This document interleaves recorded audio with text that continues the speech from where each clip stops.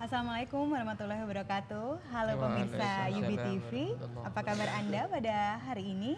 Ya, untuk kali ini Yubi Talk kembali hadir bersama Anda dan saya Amalia Rizky akan memandu acara ini dalam kurang lebih 30 menit ke depan. Tema yang akan kami bahas pada hari ini adalah tips dan trik memilih lembaga pendidikan untuk anak Anda. Tentu Anda semua mengetahui setelah melewati masa ujian nasional atau yang lebih dikenal dengan istilah UN pada saat ini, Anda sebagian besar warga yang memiliki putra dan putri tentunya akan memilih di manakah anak Anda tepatnya akan melanjutkan pendidikan. Nah, di tengah-tengah saya telah hadir narasumber-narasumber yang tentunya berkompeten di bidangnya. Yang pertama ada Bapak Dr. Andes Haji Supriyanto ADMPD selaku Kepala Sekolah Brawijaya Smart School tepatnya di SMP-nya. Bapak selamat datang. Selamat datang. Terima kasih kehadirannya. Sehat selalu ya Pak? Alhamdulillah sehat. Iya. Dan mendampingi Bapak ada Ibu Dwi Utami MPD selaku Wakil Kepala Sekolah Bagian Kesiswaan. Ibu sehat? Segar sekali hari ini. Ya. Dan juga yang setia menemani Pak Pri ada Pak Dr. Andes Wahyu Sukartono selaku Wakil Kepala Sekolah Bagian Hubungan Masyarakat atau Humas. Ya. Langsung ke tema pada hari ini Bapak mengenai tips dan trik memilih lembaga pendidikan untuk anak. Yang pertama ke Pak Pri dulu. Bagaimana sebetulnya Pak untuk perkembangan lembaga pendidikan sendiri di Indonesia atau dalam lingkup yang lebih kecil di Kota Malang saat ini? Begini, Mbak Lia ya. Sebenarnya perkembangan pendidikan di Indonesia pada umumnya dan Kota Malang khususnya sebenarnya lebih baik. Yang saya maksudkan kalau kita banding dengan pendidikan saat-saat sebelumnya itu sebenarnya lebih baik. Cuman yang harus kita waspadai adalah kemajuan teknologi Mbak Lia. Karena kemajuan teknologi itu ada dampak positif, ada dampak negatifnya. Dampak positifnya antara lain anak-anak kita bisa mengetahui lebih jauh dan lebih cepat. Tetapi negatifnya karena dia sudah terbiasa dengan IT, dengan teknologi yang cukup canggih ini, dia sebenarnya dikhawatirkan membuka situs-situs yang sebenarnya tidak harus dibuka bagi seorang siswa, lebih-lebih siswa SMP begitu. Sehingga dengan demikian seharusnya kita sebagai guru atau mungkin orang tua atau mungkin masyarakat harus memahami itu bahwa anak-anak kita sebenarnya sudah baik, cuma bagaimana keseimbangan antara pengetahuan yang lebih luas dengan memprotek ya, jangan sampai ada penyimpangan yang tidak kita inginkan bersama begitu. Artinya kontrol itu dilakukan harus lebih kuat saat ini ya Pak ya, lebih besar lagi ya. Baik. Tidak hanya kontrol barangkali, juga bagaimana waskat yang seharusnya melekat di anak-anak kita ini tidak baik. Ya, maka tidak perlu saya membuka situs itu.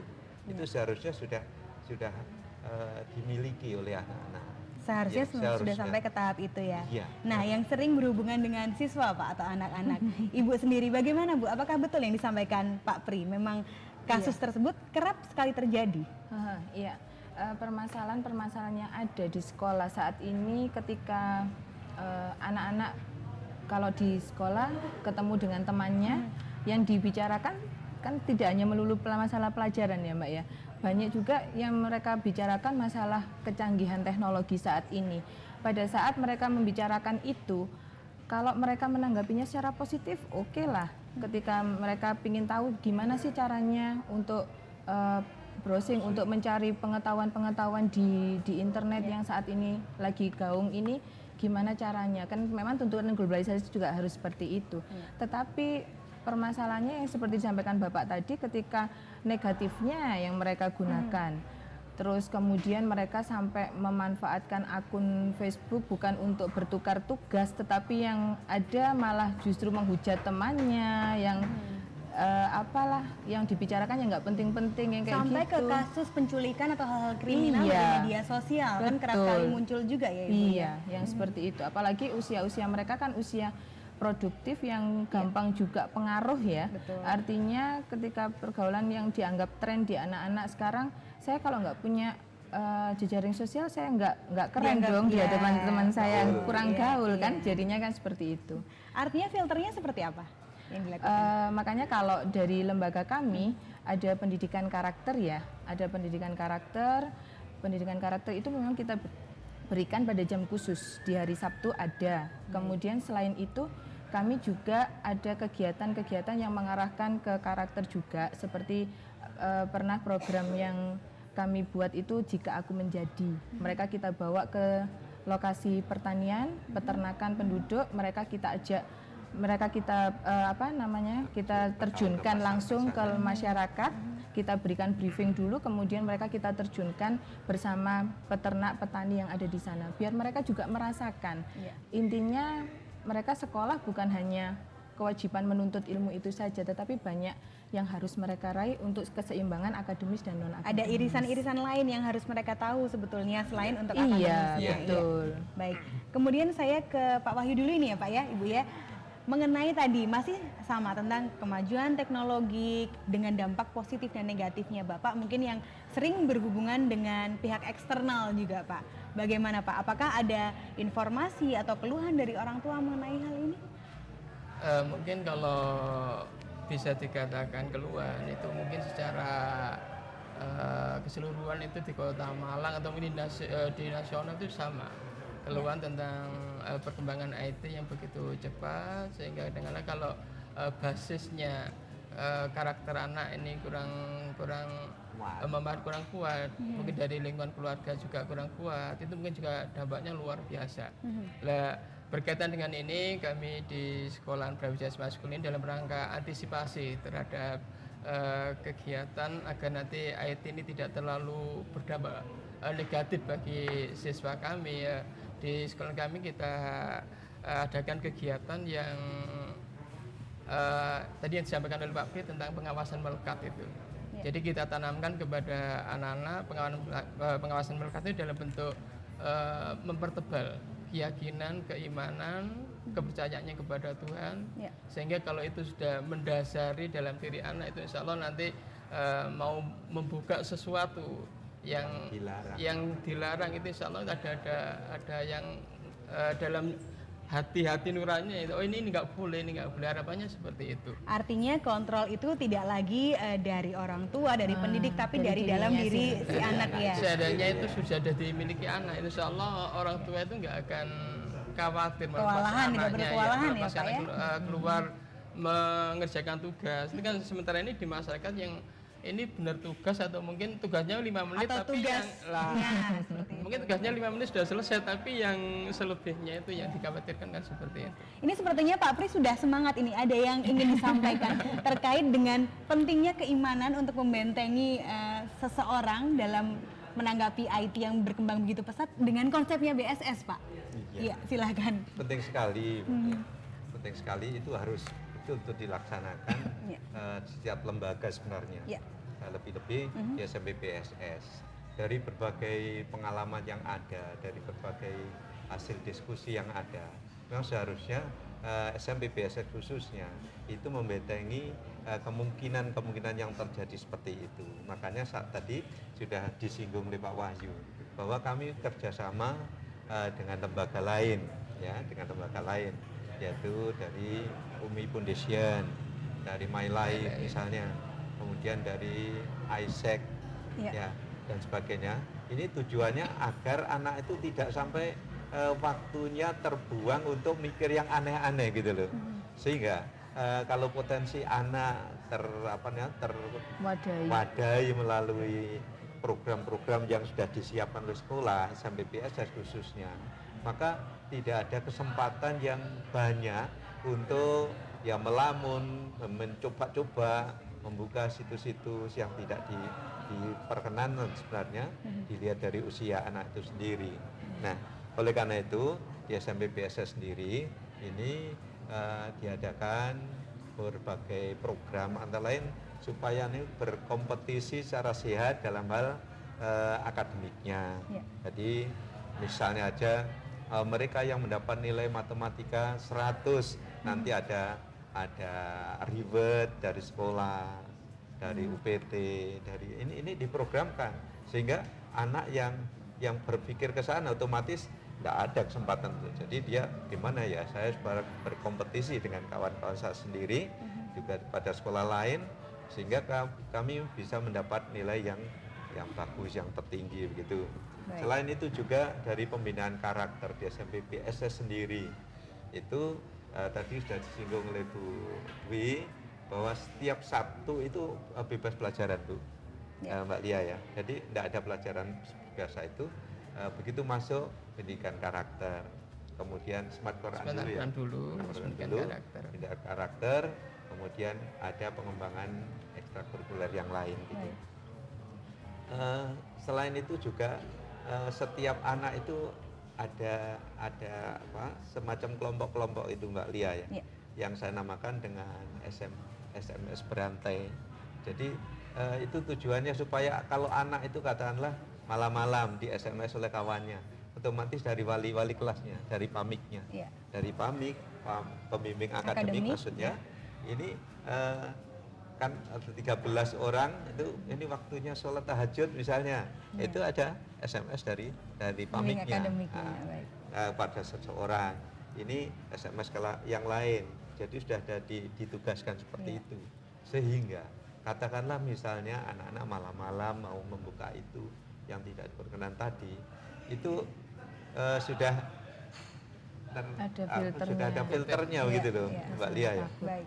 Karena dia sudah kerjaan PR belum, karena bisa harus mengumpulkan PR ini dan harus diunggah nanti di gitu. Iya, di internet di internet misalnya seperti itu. Nah, artinya kontrol-kontrol itu dilakukan tidak hanya dalam jam pelajaran saja. Di luar jam pelajaran ada kontrol itu, dan ini sudah kami lakukan SMS berantai ini sudah cukup lama Mbak, dan hasilnya cukup memadai. Artinya alhamdulillah dari murid kami sebanyak 350-an itu kok alhamdulillah tidak begitu banyak lah, tidak berarti lah penyimpangan yang terjadi. Kenakalan remaja tidak terlalu terjadi ya Pak ya, artinya di sana. Saling mengingatkan gitu. Kalau saya karena orang Tulungagung, saya baca link itu saling mengingatkan satu dengan yang lain istilahnya, atau saling mengingatkan ya. Baik. Iya Pak. Kemudian saya ingin menuju ke Bu Dwi sebentar Pak ya. Untuk mengenai karakter anak Ibu dalam belajar ya.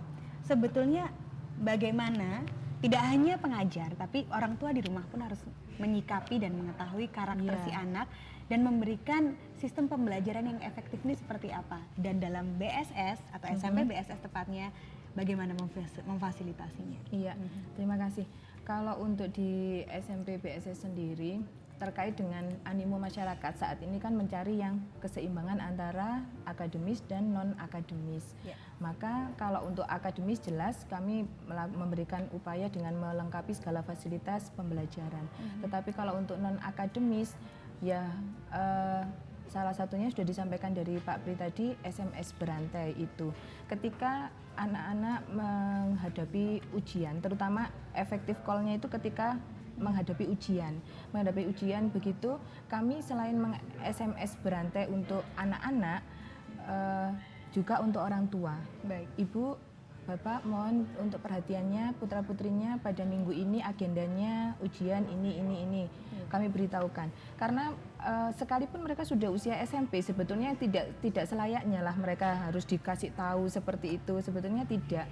Kalau SD masih mungkin ya Mbak ya. Tapi kalau untuk SMP sebetulnya sudah tidak ada kesadaran pribadi seharusnya ya di tahap tetapi kita juga harus menyadari bahwa karakter orang tua anak-anak kita sekarang orang tua yang sibuk kan seperti itu, sampai jadwal ujiannya besok anak saya ujian apa, besok ujian apa, kadang-kadang dibagi dua, ada yang tidak tahu atau tidak mau tahu. Iya betul. Apalagi yang tidak mau tahu itu loh Mbak, yang sangat repot. Iya betul. Yang kalau yang tidak tahu mungkin bisa kita kasih tahu Mbak, kalau yang tidak mau tahu itulah itu. Jadi sekarang yang ribet itu bukan masalah pembayaran yang nunggak Mbak, kalau mendekati ujian itu. Sudah bukan itu lagi permasalahannya Ibu ya? Bukan, itu tapi bukan permasalahannya saat ini adalah orang tuanya ini bisa enggak mendampingi putranya untuk belajar menyiapkan ujian itu. Sepenting apa Bu? Mungkin pemirsa juga karena gini, kenyataannya sekarang kalau untuk anak belajar, kadang-kadang harusnya dia targetnya lari 100 meter, tetapi ketika dia masih lari 8 meter gitu aja dia sudah merasa puas. Saya sudah bisa, ini dibuka, dibaca sekilas-kilas, oh saya sudah bisa. Ini sudah diajarkan kemarin. Apalagi kan tipe anak kan macam-macam ya. Ada yang tipenya audiovisual yang hanya mendengar saja dia sudah bisa. Ada yang harus menghafal, ada yang sistem kebut semalam kan seperti itu. SKS itu. Nah, masih ada ya Bu zaman ini ya? Saya kira di zaman saya saja. Iya. Nah, yang seperti itu kan orang tua harusnya menyadari tipe anak saya ini seperti apa. Apakah harus didampingi ataukah dibiarkan saja sudah bisa. Permasalahannya karena sibuknya orang tua sekarang itu sampai menganggap anak seusia SMP diperlakukan sama kayak mahasiswa. Yang terjadi besok ujian, hari ini ujian gitu terlambat datang. Kenapa kok bisa terlambat? Ya permasalahannya ya internal di rumah dan dan seterusnya. Loh, orang tua memang tidak membangunkan, kadang-kadang bangunnya kesiangan, tidak membangunkan. Iya. Jumlahnya tidak banyak. Iya, tapi tetap ada kan seperti itu yang perlu diwaspadai. Yang perlu kita antisipasi kan sebetulnya bukan hanya permasalahan anak, tetapi kan juga keinginan yang sekolah ini tidak hanya anaknya saja, tapi harus dengan orang tua juga tuanya. mendukung, maksudnya seperti itu ya. Berarti bukan hanya PR-nya Bu Dwi ya Pak ya, Bapak yang utama dan juga Pak Wahyu sepertinya yang mungkin kalau ini anaknya misalkan yang ternyata keinginan untuk belajarnya besar, akan tetapi supportnya dari orang tua yang kurang. Adakah kasus yang dibalik Pak? Artinya orang tuanya yang begitu bersemangat tapi anaknya sendiri minim secara kemampuan akademisnya seperti itu. Ada banyak sekali Bu, termasuk kami juga akan di samping Humas juga wali kelas itu banyak orang tua yang curhat gimana perkembangan anak saya. Itu ada juga. Kemudian ada yang istilahnya tahu-tahu ketemunya pada saat pembagian raport. Ada yang cuma akhirnya pada saat nilainya jelek itu ada yang komplain dan sebagainya. Pada kesempatan ini kami mengingatkan yang disampaikan oleh Bu Dwi maupun Pak Pri tentang orang tua, perannya orang tua dalam keberhasilan anak. Ini tolong yang sistem SKS-nya ini mohon nanti mulai kita sampai kita dulu aja ya lah. Untuk anak sekarang mari kita menggunakan sistem 1 kali 6 lebih baik daripada 6 kali 1. Artinya setiap hari belajar. Iya, setiap hari belajar 1 jam itu lebih baik daripada pada saat terakhir ujian 6 jam belajar dari dilakukan hanya 1 hari. Iya. Itu tipsnya itu aja. Tipsnya seperti itu ya Pak ya. Artinya kembali ke informasi utama yang akan kita sampaikan Pak Pri. Tips dan trik untuk memilih sekolah yang ideal, yang baik untuk anak. Kira-kira fasilitas apa saja sebetulnya yang akan didapatkan pemirsa apabila memang saya memang sudah yakin akan menitipkan anak-anak saya ke BSS seperti itu? Yang pertama ya jangan khawatir ya kalau sampai BSS karena sekolah kita itu sudah terakreditasi dan kebetulan nilainya A. Akreditasinya A ya Pak ya? A dan A gemuk waktu itu. Karena A gemuk yang tidak perlu diet ini ya. Iya. Baik Pak, silakan. Yang kedua, selain itu sekolah kami alhamdulillah dari segi jumlah pendidiknya, jumlah gurunya itu sudah cukup. Kami punya guru 33 orang. Semuanya sudah berkualifikasi S1. Ya, ada yang dari UM, ada yang dari UIN, ada yang dari ya alhamdulillah semua dari sekolah dari perguruan tinggi negeri gitu. Baik. Alhamdulillah. Jadi dari segi akreditasinya ya, seharusnya milih yang A. Dari yang kedua dari gurunya jumlahnya cukup, kemudian sudah berkualitas S1, bahkan ada S2-nya. Ya, ini S2-nya kami sendiri, Putri, kemudian ada 2 orang yang sedang menempuh kuliah S2 yang dibiayai oleh lembaga UPT. Baik. Ya, ada 2 orang yang insya Allah ada yang menyusul lagi nanti. Sudah? Oh, Buminya ada 3 berarti sudah ya, ada S2. 3 ya, sudah di S2 Yang kan, ya? ketiga kami juga sudah alhamdulillah punya gedung sendiri. Tadi dikatakan bahwa SMP PSS ini kan di bawah naungan UB. Universitas Alhamdulillah Brawijaya, Universitas Brawijaya membangun gedung untuk STK, SD, SMP dan SMA.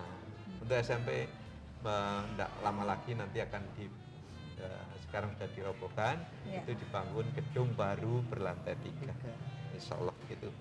Yang keempat, selain gedungnya juga bagaimana manajemennya di sekolah itu. Kami sudah terbiasa membuat program bahwa tanggal sekian ada laporan pendidikan, laporan hasil pendidikan ke orang tua. Itu kami sebarkan pada awal-awalnya, ya, pada saat awal tahun pelajaran. Ini kami berusaha untuk tepati. Model laporan kami itu berbeda barangkali dengan model sekolah lain. Kami modelnya berbentuk grafik. Oh, bentuknya berbeda ya, Pak ya? Jadi kalau laporan perkembangan hasil pelajaran anak berbentuk grafik, ini apa keuntungannya, Pak? Keuntungannya orang tua atau anak itu sendiri bisa tahu saya ranking keberapa, saya urutan keberapa, saya posisinya di mana, karena bentuknya grafik setiap mata pelajaran. Oh, seperti itu. Ya, dari jadi sudah tahu. Ya? Jadi misalnya si A dengan si B, oh saya sama-sama di atas KKM ya. KKM itu kriteria ketuntasan minimal. Ini sebenarnya kalau sudah di atas KKM kan sudah seneng ya, Pak. Tapi di atas KKM-nya tuh sejauh mana? Tidak boleh harus puas diri. Berapa orang yang di atas KKM itu terlihat dari grafik itu sendiri. Nah, kalau orang tua sudah memahami itu, barangkali ini tidak segera puas diri loh. Itu maksudnya. Ini di atas KKM tapi kok jumlahnya hanya kamu sendiri yang di atas KKM. Sedang yang lain di atas KKM cukup jauh gitu. Nah, itu kan berarti harus disiapkan anak itu untuk belajar ditingkatkan lebih, lagi ya. Baik. Ini ya, model laporan kami. Yang keempat, yang kelima, insya Allah kami melalui program home visit itu guru BK kami cukup aktif. Jadi penyimpangan-penyimpangan yang dilaporkan oleh PAMIK, oleh Walas ke guru BK itu ditindaklanjuti. Kalau memang perlu sekali untuk home visit, kita datang ke sana.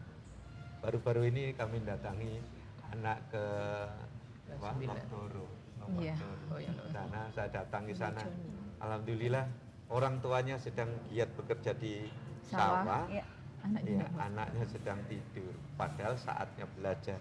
Itu ada kejadian itu menjelang ujian nasional.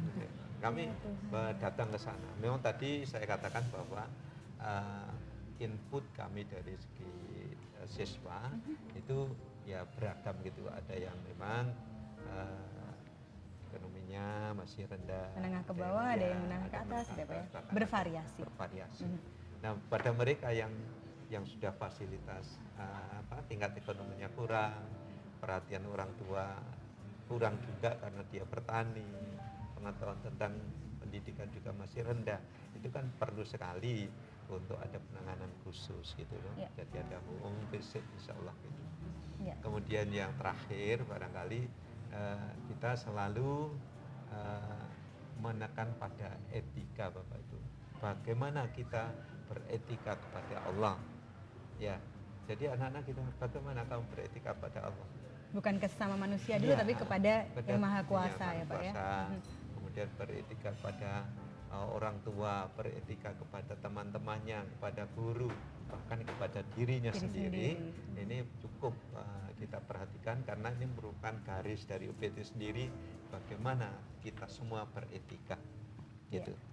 Artinya itu tadi tips-tips yang sangat lengkap pemirsa kalau ingin memilih suatu lembaga atau sekolah untuk anak Anda, jangan lupa untuk hal-hal tersebut ya Pak ya, yang dipertimbangkan.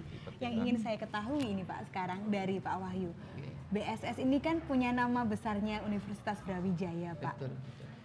Apakah dalam menjaring siswa baru, Bapak justru mendapatkan kemudahan-kemudahan atau seperti apa Pak? Untuk menjaring siswa baru ini masalah kemudahan mungkin sepenuhnya diberikan kepada lembaga masing-masing, termasuk kami sendiri ini diberi kebebasan untuk menjaring siswa dari termasuk ini dalam rangka UBTV kan dalam rangka itu. Jadi Ya. mempermudah kami untuk menyampaikan informasi kepada masyarakat di sekitar Kota Malang, bahkan sampai ke Indonesia lah istilahnya. Artinya di bawah nama besarnya Universitas Brawijaya justru bukan menjadi beban ya Pak ya, tapi justru menjadi suatu peluang dan kemudahan bagi Brawijaya Smart School ya Pak. Ya, ada tantangan juga Mbak. Ya. Ada tantangannya juga, apa itu Pak Bri? Tantangannya ya bagaimana kita menjadi besar seperti Brawijaya. Harapannya Ya, seperti harapannya itu ya. seperti itu. Sampai Katanya malah justru turun. Karena di bawah naungan Iya. Universitas Brawijaya yang ada besar Pak itu Rektor tadi sendiri ya. saya mengatakan mosok kalah karo Pati gitu ya. Gajah Mada, mosok Brawijaya kalah dengan Gajah Mada. Rajanya di sini. Rajanya kalah dengan ratenya. Lah otomatis embrionya termasuk SMP PSS mosok kalah dengan sekolah lain kan Iya. gitu Akan seharusnya. tapi mohon maaf Pak, apakah masih ada stigma di masyarakat atau pemikiran di masyarakat bahwa anak saya harus masuk di sekolah negeri deh, kalau misalkan yang tidak negeri itu khawatir untuk kualitas pendidikan dan lain sebagainya, bagaimana Pak? Sebagian aja kelihatannya. Ini terlihat juga kalau mereka masuk ke negeri itu antara lain ya, Ya. yang dikeluhkan itu ini waktu wawancara kenapa memilih sekolah kami? Kan di sini kelasnya kecil, satu kelas sekitar 25-26, sedang di negeri paling tidak ya di atas 30. Dua kali lipat misalkan ya, Gitu. 40 hingga Ya, 50. ya, gitu antara lain. Yang kedua juga apa namanya, karena di negeri itu selain kelasnya besar ya jumlah kelasnya juga banyak, sehingga satu sekolah itu muridnya paling tidak itu 800, Jadi sangat ada yang besar sekali itu ya 1.200, Pak ya. sehingga ya barangkali perhatian ke anak secara individu itu agak mungkin di swasta lebih Bisa ya, lebih fokus bisa lebih ya Pak ya. fokus gitu. Artinya Barangkali. justru menjadi suatu keunggulan atau poin plus ya Ya, Pak ya ya. dengan hal Ya. ini ya. Dan kelihatannya juga itu karena kelas kecil itu menjadi salah satu harapan dari orang tua, sekolah itu bisa lebih intensif memperhatikan siswanya, baik itu akademiknya maupun non akademiknya, itu harapannya gitu. Itu kami terima juga pada saat wawancara dengan orang tua. Begitu ya Pak ya. Artinya semua bisa dilihat dari wawancara itu tadi. Lebih-lebih SMP PSS ini yang semula itu namanya SMP Dharma Wanita Persatuan, Ya. Iya. berubah menjadi Brawijaya Smart School. Ditanya apa smartnya di mana, jadi itu Ya. smartnya dia karakternya Bu, saya bilang gitu. Di karakternya nanti Ya. yang dibentuk atau outputnya itu ya Betul, Pak ya. iya. Baik, ini menuju di penghujung acara kita. Ya. Tadi kan kita menyampaikan tips dan triknya. Sekarang kalau misalkan pemirsa tertarik untuk bergabung, bagaimana caranya? Bapak, silahkan Pak Wahyu. Ini sebenarnya Pak butuh kan Berdua. Di kesiswaan, kemudian dengan hubungan masyarakat tadi juga Pak. Silahkan. Silahkan Bapak dan Ibu.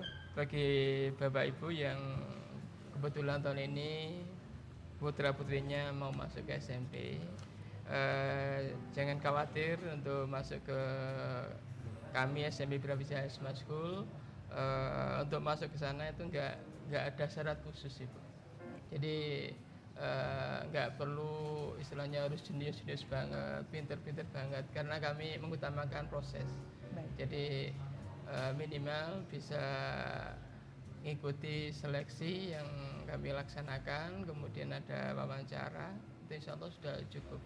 Baik. Jadi nggak perlu syarat khusus harus begini harus begitu, karena Jangan khawatir dulu intinya ya. kami banyak mendengar juga dari masyarakat itu yang di luar sana.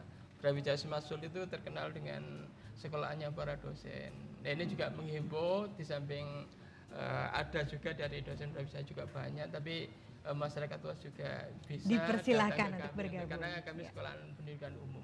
Baik. Jadi tidak hanya khusus untuk mempersiapkan putra putri dari bapak ibu dosen atau karyawan UB, tapi juga untuk masyarakat luas. Baik, terima kasih Pak Wahyu.